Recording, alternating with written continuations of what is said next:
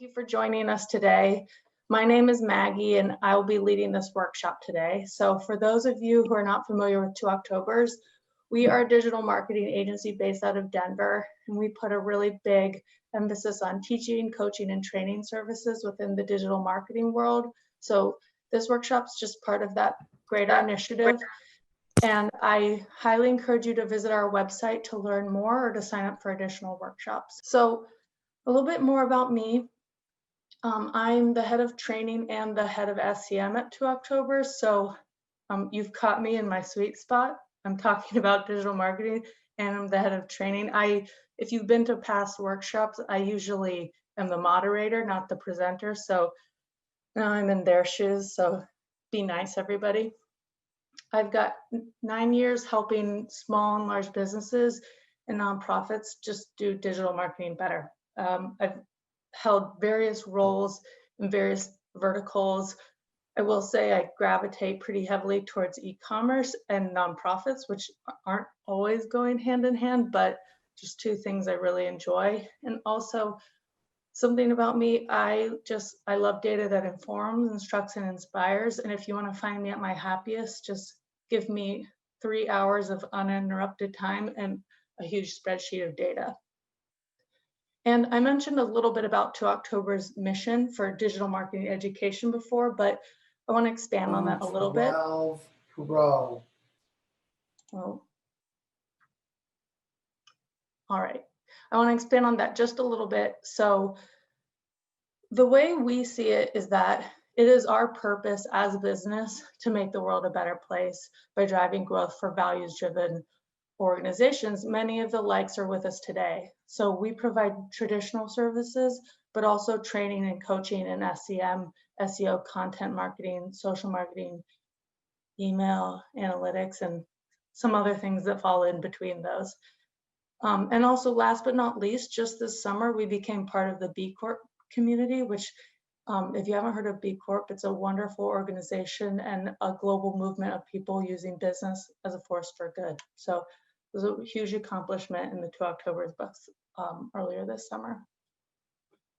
So I want to start by just welcoming the variety of experiences and businesses we have with us in this workshop today. I'm certain many of you come with e-commerce chops and with the Cyber Week ahead of you, and that's why you're here. But many of you maybe come for other reasons. You have end of year fundraising goals.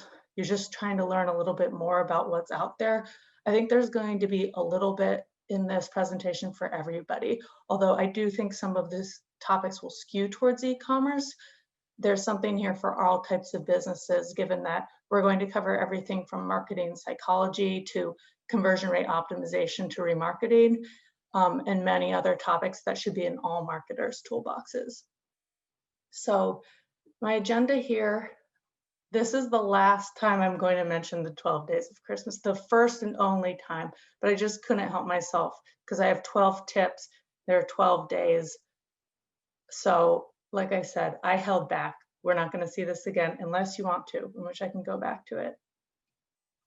So what we're going to do, and let me back up a little bit.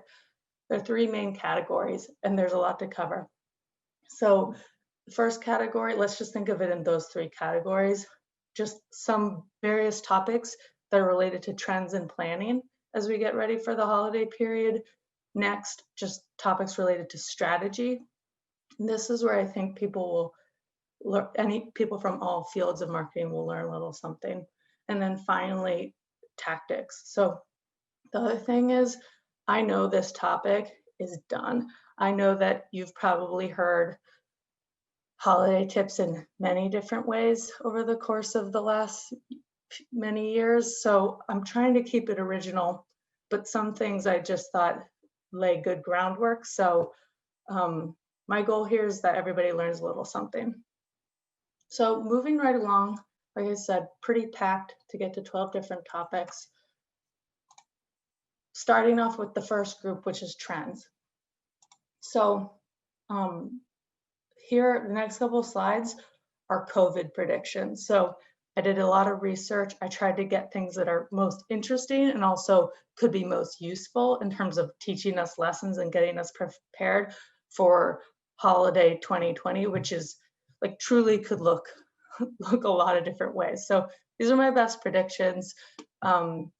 Just starting off though, we as a internet society have vaulted 10 years ahead in consumer and business digital penetration in less than 3 months. So just with the impact of COVID, e-commerce just needs to be top of mind for everybody.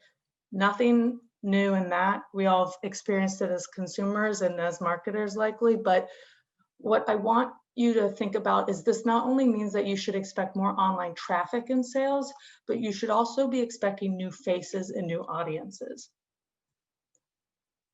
So according to a prediction study conducted by Deloitte, we are to expect relatively flat consumer holiday spending from 2019 to 2020. So there are two major COVID variables that are expected to balance each other out. So the first is just the high unemployment rate and economic anxiety.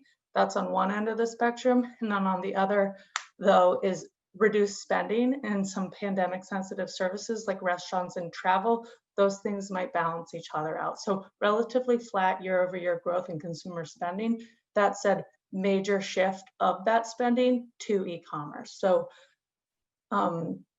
e-commerce is likely to be a huge winner this year just because consumers have shown a clear movement towards buying online rather than at brick and mortar stores. So the expected lift here is 25 to 35%, which you can compare, and this has been an ongoing trend. E-commerce has grown every year, but if we're expecting a 25 to 35% growth this year, the benchmark from 2018 to 2019 was 15. So it's still gonna feel a lot bigger. So next up,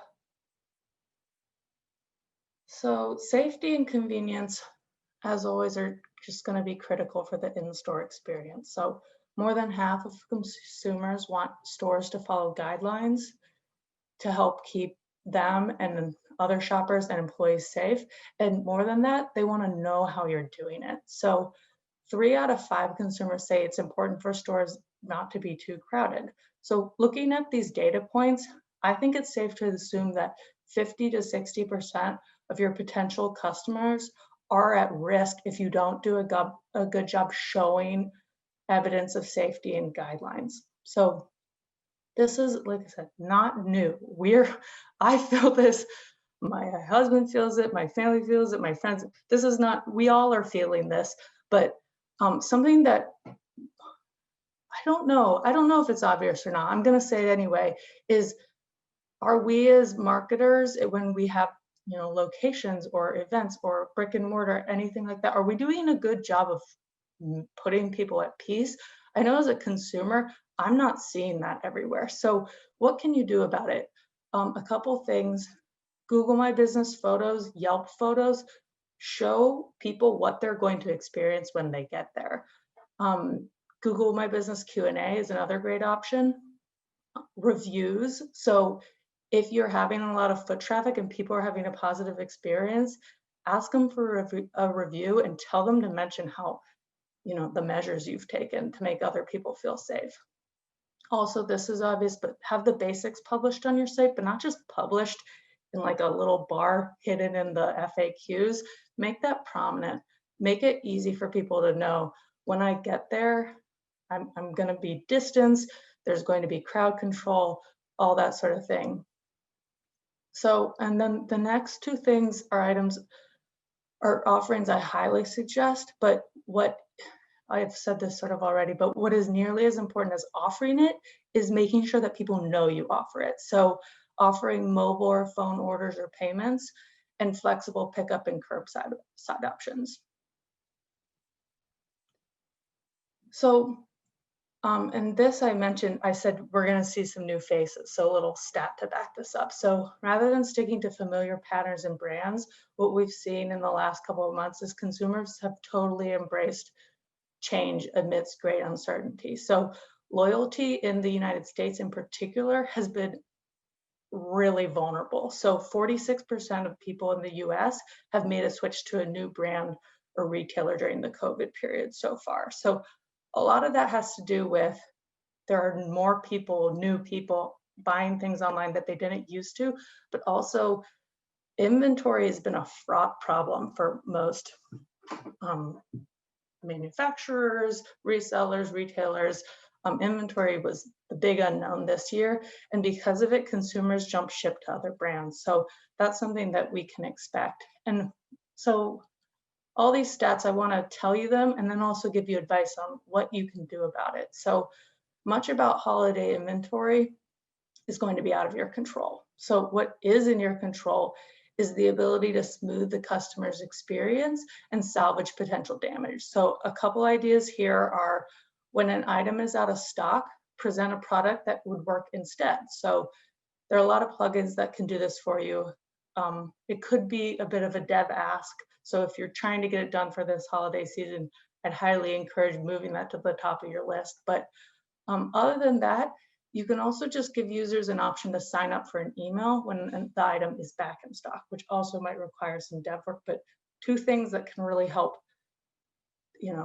stop the bleeding, because we can't help it, right? The inventory problems, they're affecting everybody. It's one of the biggest reasons people are switching brands, but there are things we can do to alleviate it. So likewise, I mentioned, I've been talking a lot about e-commerce and why to focus on that, but stores are going to be critical too this year, but just in a different way. So stores are going to be critical as fulfillment centers. So predictions say that sites offering store pickup, which is defined as curbside, inside pickup, drive-through, are going to see a 90% increase in digital sales over the previous holiday season. So while e-commerce is going to be important, don't forget about your local edge. So like I said, publish your procedures, focus on convenience, and shout at the top of your lungs what your pickup options are.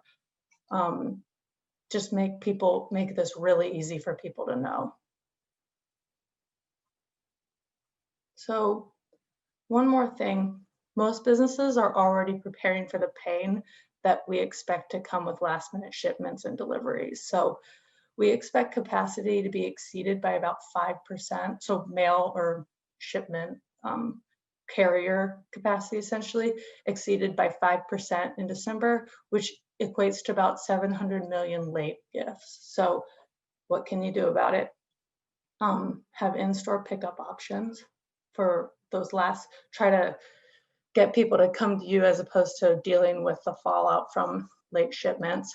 Also, I think gift cards are going to be huge this year. So push this message. If you offer gift cards, and this is where maybe you're not an e-commerce brand, but you're here, and let's say you're a nonprofit and you're like, Maggie, this is not relevant content. Here's a bone I'm going to throw to you. Is there a way that you can have people do digital donations in somebody else's name as a gift? Get creative, because there are a lot of people who are going to have last minute gifting problems just because of the carrier overload. And also, we're going to get to this in the timing section, but I think we all just need to start our holiday marketing just a little bit earlier. So that actually is good timing. So moving into the timing section. So COVID trends, timing. I'm not going to get away from COVID at all. We can't really, right? But some timing things that I think are interesting. We're in the throes of it right now. So Prime Day's today and tomorrow in the US, and it started yesterday internationally. So Prime Day could potentially steal 10% of Cyber Week's digital revenue. So it's really weird to have Prime Day in October, right? Amazon's been pushing it off, and suddenly it's conflicting with the holidays for a lot of folks who never had to fight Prime Day for their holiday sales. So that could be interesting to see how much revenue that pulls away from the holidays. And also Cyber Week, which we'll talk about a little bit more, the share of revenue growth there is expected to grow 18%. So when I mean share of revenue, that just means that's pulling revenue from other areas in the holiday season. And I think that's probably related to, I think consumers are going to be buying a little bit earlier. So what can you do about it? Again, another indicator that we should be rolling our plans out earlier. And it's definitely probably too late for this, but if you don't sell on Amazon, expect higher consumer spending today and tomorrow and try to offer match. So most specifically offer match free. And this is, if you just sell products on your site, could you offer match free shipping, as that's one of the most major draws for Amazon Prime. So a little more on Cyber Week, which I've heard defined as Cyber Week. I've heard it defined as the Black Week. It's essentially the week of Thanksgiving going to Cyber Monday. So the only reason I show you this is just to show you the breadth and put into context how important the Cyber Week is. So this is last year's data, and also to show you in terms of e-commerce sales, what you can expect. Thanksgiving Day is no joke. You can sell a lot on Thanksgiving Day, which was not the case 10 years ago. But Cyber Monday is still the biggest share, and Black Friday and Cyber Monday saw year-over-year growth from 2018 to 2019. All right, this is my favorite slide of the whole presentation. So wake up, pay attention. I'm not even sure how helpful it is, but this just like soothes my organized soul to see it like this. So a lot of these dates you are already in your Apple Calendar, so don't take notes too furiously. But some of them I think are really interesting and something that you absolutely need to look at. So the things that are obvious, right? Thanksgiving's on the 26th. It's followed by Black Friday. It's followed by Small Business Saturday, which is not to be overlooked. It'll be different this year, especially if you're brick and mortar, but the things I mentioned earlier, push your messaging, yell from the rooftops, we're selling, we have safe measures, come see us. And then of course, Cyber Monday, the following Monday. Then immediately after, Giving Tuesday is on the 1st. And then Hanukkah begins on the 10th. Green Monday is the 14th. I was like convinced this was made up when I was doing my research. What it is Green Monday is, the only reason I mark it is because it's supposed to be outside of Thanksgiving, Black Friday, and Cyber Monday. It's supposed to be the biggest online sales day of the year, and it has been historically. So green stands for money, not for the environment, unfortunately. But just mark that as a day that you could see really big sales. I think some retailers have offers on that day. They don't brand them Green Monday always, but they know that that's just a high interest day because it falls before, which the next couple things that are important are some of these key shipping days. So the 16th is the last day for ground shipping. Hanukkah ends on the 18th. And then these two dates are super important too. So the 21st is the last day for priority shipping. 22nd is the last day for prime shipping, which I think some carriers also have some version of that. So pretty much if you want presents or gifts delivered by Christmas, and if you're selling gifts that you'd like to be delivered by Christmas, this is the last target. And based on what I said earlier about carrier overload, I'd maybe even shift this up a little. This is technically the last date, but I think we could be in trouble this year. So the other thing is, feel free to print this out and give it to your spouse if you're worried that they're going to mess this up again. But yeah, I just think this is helpful to see and helpful in planning. A little more on planning here. This is pretty obvious, but hopefully you guys have already started, and you're just coming to this workshop to make sure you didn't miss anything. But if you haven't, I'd say get started now. Start by setting goals and KPIs. Like, what do I want to achieve this holiday season? That's really helpful to define. One of our co-founders, Chris Gavish, who is not here today, but she famously says, if you're feeling overwhelmed by what's ahead, just think about what you did last year and just do one thing better. Just start there. So just do one thing better. So set a goal that's one bar higher. Then moving from there, research and planning. I think these sort of go hand in hand. I'm going to get into the research things you could do from a research standpoint, but I recommend doing that before executing, because this what drives me crazy is you have to execute a campaign around the holidays and there's really no like chance for missing. Like I'm used to optimizing. I've worked in paid search for 9 years, building on what the last month showed. That's something I really like to do. This window's too tight. So make sure you research well before you execute, because your measure and adjust window is pretty small. And also, if you're measuring and adjusting post Cyber Monday, you've just lost 2 of your biggest days. Same deal with Giving Tuesday, right? It's by the time you can adjust, it's over. So doing research and planning ahead of time will really help save you stress and hopefully bring you better results. So last section here, why digital? I had a client recently ask me, why do digital? And I've been working in digital for 9 years. So I was like, that's like asking a dentist why floss. Like I almost was like, I'm not equipped to answer this. Like I believe in it so strongly and I'm so biased. I just don't think that I should answer it. So a couple things, if you get this question, and maybe I'm just trying to, prove why I'm here today, but why digital? Lower cost, and this is compared to traditional marketing, but even if you want to just dip a toe in, you can do that on like a shoestring budget. So just the flexibility of cost and the comparatively low cost, that's one reason. Reach. We're going to talk a little bit about audience and who you're reaching, but that's another thing. The control that goes along with reach is another key component. Measurable results. This is quite frankly my favorite.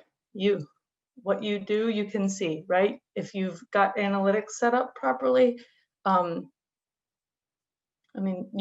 can pretty much see, and let's just ignore, cross-device attribution and things like that, which I'm not covering today, but for the most part, measurable results are at your fingertips. Last, or a couple more, keeping up with your competition. So if you're not there, somebody else is, and it's a competitive market, even when they are not our traditional competitors. There are a lot of people vying for space and attention. And lastly, personalization, which I'm going to cover in 2 different sections later. So more on that. Moving on, so away from that and into strategy. So, all right, I have to look up how to pronounce his name, 1 second. So the 80-20 rule. So you've maybe heard of that before. I don't know if you've heard of the Pareto principle. So the Pareto principle is attributed to an Italian economist named Vilfredo Pareto. And so in one of his papers, he noted that about 80% of the land in Italy belonged to approximately 20% of the population. So we've totally taken his concept, which was probably well researched, and we've botched it, and we've basically consolidated it as marketers into there's an 80-20 relationship between effects and their causes. So relating this to this workshop, 80% of sales might come from 20% of your customers. 80% of your sales might come from 20% of your products. 80% of your sales might come from 20% of your efforts. So I'm bringing this up because, like Chris wisely says, do one thing better. Do your work, or put your effort where it's smartest. Always remember the 80-20 rule. If you're going to get 80% of your revenue from these 20% of your efforts, don't drive yourself crazy trying to do it all. go with what works. And also, when you're doing analysis and doing your research, think about, perhaps 80% of your sessions come from 20% of your pages. Focus on those 20%. Don't try to boil the ocean. So I wanted to just start off the strategy session talking in that way because I'm a firm believer in working smarter, not harder. I work really hard too, though, Nico. Don't take this the wrong way. Next, I'm going to attribute this, I don't know if he's on, but to my colleague, Noah Lerner, and we can call it the Lerner formula, unless he has unless he's got it trademarked in another way. But the reason I bring this up is we're focusing on revenue, and maybe you don't sell things. So think about a different goal you want to achieve. Maybe you're trying to get donations. Or maybe something else. Fill in revenue here with your goal. So the equation here is traffic multiplied by conversion rate multiplied by cart. And these three things, if you can influence them, will increase your end goal. So donations, you can think about the donation size instead of cart size. For most goals, if there's not a value assigned to it, ignore that part. But these, when we're talking about how we can succeed and what we can influence and what we can actually do, break it down into these three categories. And I think a lot of times these two categories we can think of together. So, which leads us to conversion rate optimization, where I'm going to give you some tips on how you can influence these things. So conversion rate and cart size. So this is the formal approach. Like, this is what I call a flow chart if you wanted to do conversion rate optimization in a formal way. So backing up a little, conversion rate optimization is, you could call it a product. It's a name, I didn't make this up, but it's a thing that marketers do to try to, that's research-based, analytics-based, and then testing the results of those theories and those findings to lift conversion rate. So first stage is data collection. I've listed here a couple tools that we like. So Google Analytics, Lucky Orange, which we use for scroll tracking and user tracking and click tracking and that sort of thing. Tag Manager, which is critical. And then good old-fashioned detective skills. So I often find that I'll get a hint of something from the data, but then I just need to start using the site myself to figure out what's actually going on. Then the next stage is analysis. So I have sheets here. Analysis can come in a lot of different forms. Like, you could be watching user videos. You can be sleuthing on your own. But for the most part, you're going to want to pull out big trends if you want this to be statistically accurate, because nothing will drive your colleague or your dev crazier than being like, this one person had this one experience on this one browser and it was a problem. So trying to get aggregate data not only will make your potential for success better, but it'll also not drive your colleagues crazy. And then lastly, implementing changes or testing them. I always think it's a good idea to test things, but sometimes you find things that are just broken, so you just fix them. You don't need to test out of, a button that doesn't work. You just fix it. So a little more here. This is where I'm hoping you can just grab a couple ideas from us. So I've categorized this in terms of, if you're gonna get started on optimizing for conversion rate, here's what I would consider good, better, best. So good, and a lot of the things in good, this section, can be done without a developer. So if you're on WordPress, if you're handy with your own site or have somebody who is, most of these don't require a lot of work. So I'd consider them good, but some of them are great. Like, implement this and see significant performance changes. But a couple examples of that are, make sure your key content is above the fold. Make sure you're using call to actions and value propositions in your content, and that you aren't distracting users when they're trying to, for your goal. So basically, you have a goal, it's really common to look at it in a new lens and say, wow, I'm really distracting them from what I want them to do by throwing in these other things that are my priorities, but maybe not theirs. So if you have a lot of links, a bunch of paths people can go down, try to clean that up.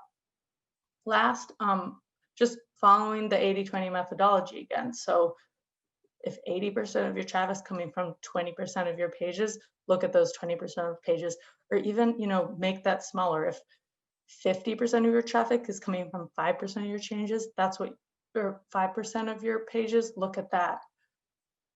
Also, mobile page load is quick. So this is a huge component in conversion rate, just mobile page load, which I have more details on later. But ideally, it should be under 2 seconds. There's a pretty big drop in bounce rate going from like a 0.1 load, which I don't know if that's possible, to a 3-second load. Your checkout experience is succinct. So checkout is consolidated, it's easy to follow, and yeah, it's succinct. Best examples here, you could do things like you could have exit intent pop-ups. You could have you may also like product recommendation wizards. You could have in-cart upsell and cross-sell plugins. And also, I've got the bit.ly here, grab onto this. It's a tool called TreeJack. So it's just a method for collecting user feedback on site navigation. So it's amazing. It's amazing to see how biased we are. One, in being on our sites all day long, and two, in just being in marketing to basic functionality problems or things that most people are confused by. So this is something you could, getting actual user feedback on your navigation can be critical, and it's not always found in other data sources. Sometimes you just got to ask people. So promotions. Promotions, I get this question a lot. I'm gonna breeze through this because we're running a little short on time and I've got a lot of content here. I'm gonna send out these slides later though, so feel free to hone in on this if you have the question like many of my clients do, which is, what should my promotional strategy be? So I like to start with asking questions first. So first, what is your goal? If your goal is to get new customers and acquire new customers, you might go with one strategy versus if your goal is just to improve conversion rate, you might go with a different strategy. So it'll depend. And I've got a chart to sort of frame this up a little bit better. Another question to ask is, what are your purchaser trends? So how loyal are your past purchasers? That could be vital information in your promotional strategy. So if they're super loyal, do they need an incentive? Is there another way you can do it that doesn't cut into your margins? And also, one thing that seems simple is, what are your competitors offering? So we're covering competitive research in a second, and I've got some tools to suggest for you, but it's just sometimes that's what you got to do, especially on days where consumers are expecting something. Match your competitor, do no more. That is in fact a strategy sometimes. And then categorize your deals. So if you just want to go with one option, you don't have to do this, but if you have a complex promotional strategy in mind, think of them in buckets. So you might have cold leads, you might have warm leads, you might have hot. That ranges from somebody who doesn't know your brand at all to somebody who purchases from you regularly. You should have a different strategy for each of those buckets. And last, this is the matrix that I mentioned that can help you identify. So it's basically a laundry list of some of the most common promotional ideas and then matching it up with this bucket of categorization and what I think is a pretty good fit. So for example, this is obvious, X% off your first order does not apply to past purchasers. A rewards program doesn't really incentivize a new acquisition. So that's why it's important to think of your lead potential in categories. So moving along to tactics, and a lot of what's in here I've alluded to already, so hopefully you guys are ready.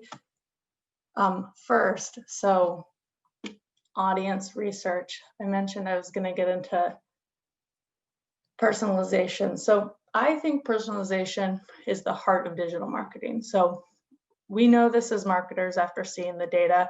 We know this as consumers when you feel encroached upon, but then you buy that knit baby sweater again in 3 sizes that your son will grow into in the next 3 winters. So, but you don't have to think about personalization as just a one-on-one interaction with a customer. So I like to believe in the law of averages, and let me tell you how to think about that. So what I've got in this next slide is a lot of data, but I'm going to walk you through it. So I'm going to tell a bit of a story. So let's paint a scenario where you are a small business owner and you operate a shop that sells high-end snowboards and skis. So, and let's say you've also have tune-up and waxing services. So you've got both online and in store.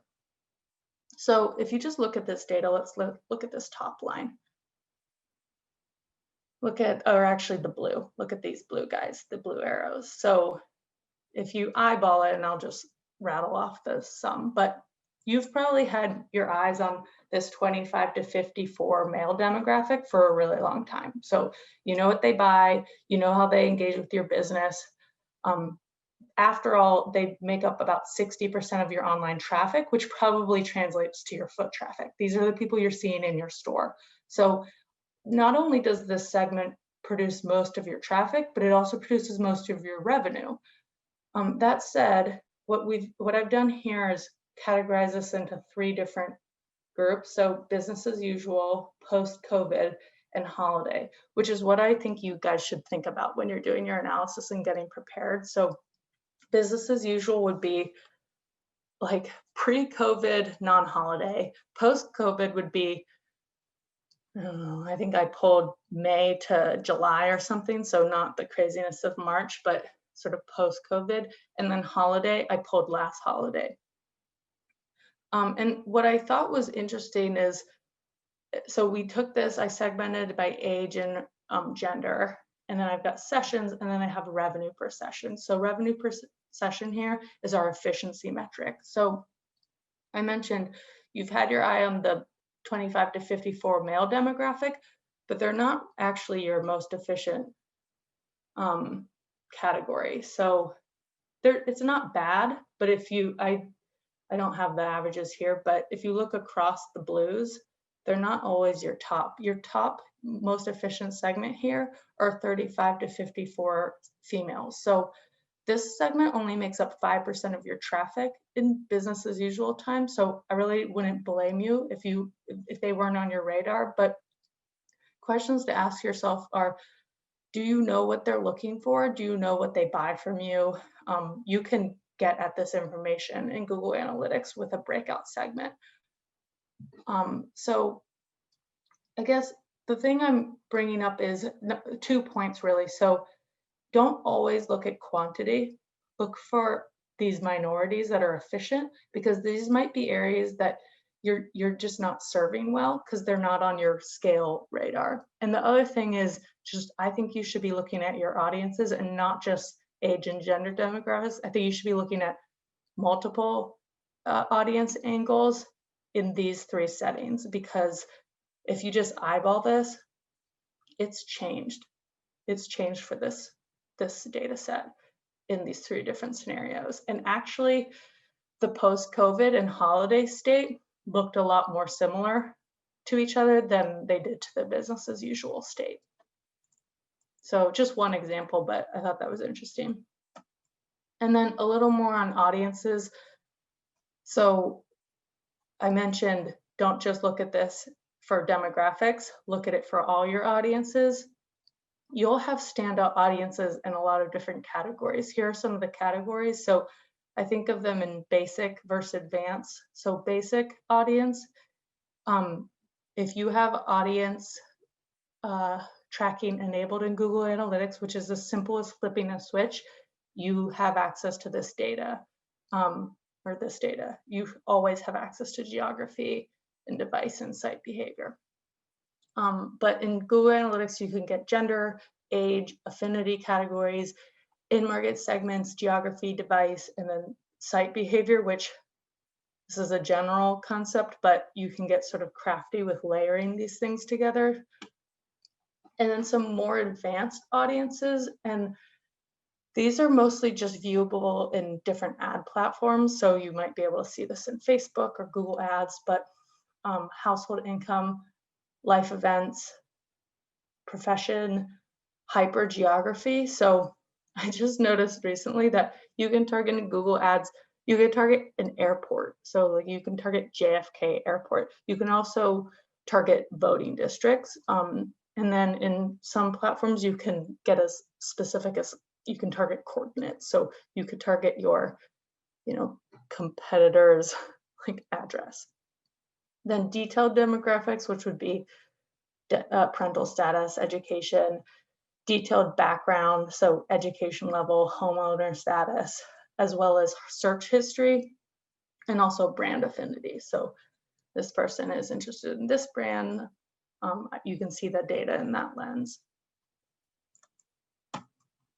So moving right along, now we're on tip 10, by the way. Competitor monitoring. So this is a tip that you don't have to do anything about before the holidays, but you do have to do something during the holidays. But I think this is proactive thinking, and you're gonna thank your future self, or sorry, your future self will thank your past self if you follow this. So like I said, not a lot you could do about it this year, but I think that we all should be collecting intel during the holiday period to set us up better for next year. So during the height of the holidays, on these big days, have a competitive matrix and annotate what promotions are they running, what's their product strategy, how's it different from their normal product strategy, who's loud in terms of budget, who's quiet, what are their customers saying during this. Some of this you can get sort of right post-holiday, like you could get some of these too post-holiday, but some of this, like unless you're using the Wayback Machine, which is hard, like a hard tool to navigate, I think sometimes, and also it misses some details, you're just gonna miss something. Our head of social, Karen O'Toole, she does the craziest thing where she makes sure she gets cookied in all of her clients' competitors' sites because she knows she's going to have a good read on what their promotional strategy is because she's in their remarketing bucket. So she'll notice she's fallen out of somebody's remarketing bucket, go back to their site to make sure she gets back in it. So that's one way you can do it. A couple tools, we like SEMrush, SpyFu, Auction Insights, which is a Google Ads tool, and is this Ahrefs? This was a suggestion from an SEO colleague, so I just totally outed myself as not being in the SEO world. And then also, I mentioned this before, but just traditional old spy work. So look at their SERPs, take screenshots of their ads, their organic listings, their Google My Business posts, everything like that. Take screenshots of their website. Visit their store if you're so apt. But I think this, like I said, your future self will thank your past self if you diligently do that this holiday period. All right, tip 11. This is, I don't know, you might say this is the most important thing I cover all day. So 69% of Black Friday, Cyber Monday sales on Shopify. So this is just Shopify platforms, but I still think, so that probably skews a little higher mobile, but it's just a good stat to show that 69% of e-commerce sales on Shopify came from mobile. That's huge. So one thing that, and like I said, I think this is possibly the most important thing you can do, but mobile page load, desktop page load too, but mostly mobile load is so important and so critical for your user experience and your conversion rate. So if you're a little worried about how your page load time is, well, first of all, check it out. This is a tool that we like to use. So take the bit.ly and take a look at your pages. You can look at it by page, you can look at it by device, and just review your page load time for your top 5 most visited pages and make improvements. And sometimes those improvements are complicated, but sometimes those improvements are just making your main picture smaller. And trust me, you will thank me for this advice. The next thing you can do, and this seems basic, so just pull out your mobile phone and simulate what you're hoping your customers do. Do it yourself.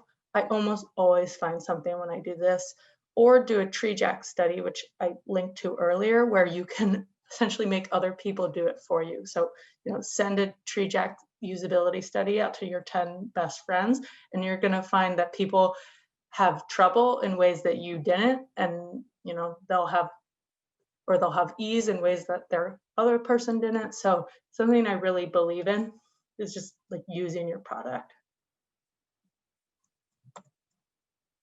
All right, and lastly, but not leastly, remarketing.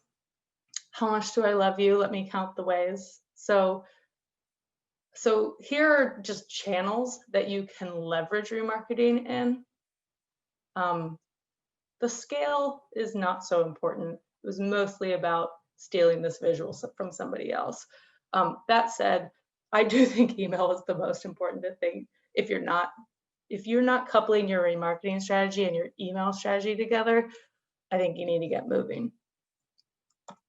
So categorize these remarketing tactics in good, better, best too. So good, I would say that you've got lists that are based on basic behavior. So a basic behavior would be somebody visited my site but didn't convert. And another good category would be that you're using these basic lists in email in some form. Better would be you've got advanced lists, so lists based on more advanced behavior. So added X product category to cart, didn't buy. There are a lot of other versions of advanced, but I'm sort of showing you how it's one up from the last step. And you're using this in more channels than just email. So you're possibly using it in display, social, search. The whole purpose here is, and this goes back to that formula, the learner formula. So we want to increase conversion rate. This is one of the best ways you can do that. And it's also the best way to, you worked hard to get that visitor. And you don't really know why. I'm going to get to some of the reasons why they might have left, but you want to re-engage them, and you want to do it in a clever way, not in an intrusive way. So moving then to the best scenario. So best scenario is your list types are dynamic. So added SKU to cart, but specific SKU to cart but didn't buy, or you've got some crazy time logic going on, which could be just narrow windows, or it could be that this person purchased from you in holiday 2019. They're more likely to purchase from you again in holiday 2020. Your channels are not only here, but ROI driven, and you're shifting things around. So you're seeing something work well here, not well here. Perhaps you also layering that promotional strategy we talked about before into this. And also you've got advanced segmentation. So your audiences are different. You're segmenting not only based on behavior, but based on who they are. So this person behaved in this way and is a new prospect versus this person behaved in an identical way, but we've seen them before. So that also layers back into your promotional strategy potentially too. And the last thing here, honestly, before you do any of this, if you're thinking about billing this out, first ask, why did they leave? So there are a lot of reasons why somebody left that are out of our control, but some that are not. So this ties sort of to a CRO study too. You could dig some of these questions out of that. You could also dig some of these questions out of basic Google Analytics reporting. So Some of the things that you're probably never going to find an answer to is, were they disrupted? Is that why they left? Something you could find an answer to is the user experience was tough for them. So people drop off of super long carts, and if you're looking at your cart performance, you'll see where those sticking points are. You might have people who are just looking. You might have people who are snagged by a competitor based on pricing. Your selection might be a problem. Your availability might be a problem. Oh, I threw just looking in just because I liked it so much. Definitely not by error, but questions to ask yourself before you launch into a big remarketing strategy. So wrapping up, I feel like I've talked nonstop and I've seen some chat. So hopefully we've got some good stuff to talk about post workshop. But a couple of things before we do that. Upcoming workshops. So we don't have a lot the rest of the year, but we're going to have a fresh new schedule for 2021. But just so you have it on your radar, Seren Silva is doing how to build your marketing roadmap on October 27th. Nikki Mosier, our head of SEO, is doing 5 ideas for SEO success in 2021, mid-November, November 17th. And then our head of social, Karen O'Toole, is going to be not doing this 12 digital marketing tips for the holidays, but instead she's decided to do a more relevant one, which is how to maximize ROI in social campaigns, and that's going to be set in January. So you can sign up for these 2 right now through this link if you're interested, and then we'll be emailing everybody, all former attendees, when we've got our 2021 schedule set. And then lastly, please stay in touch. We're going to move right into office hours after this, but if you have to run or you just want to connect in other ways, here's my info. Please email me or connect with me.